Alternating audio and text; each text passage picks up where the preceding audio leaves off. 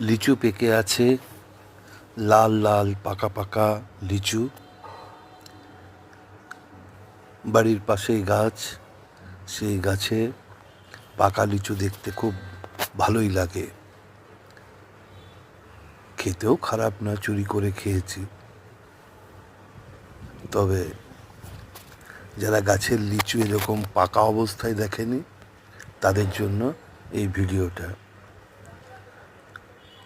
কিছুটা শিক্ষাও তো হয় যে লিচু গাছে লিচু কেমন ভাবে ঝুলে থাকে।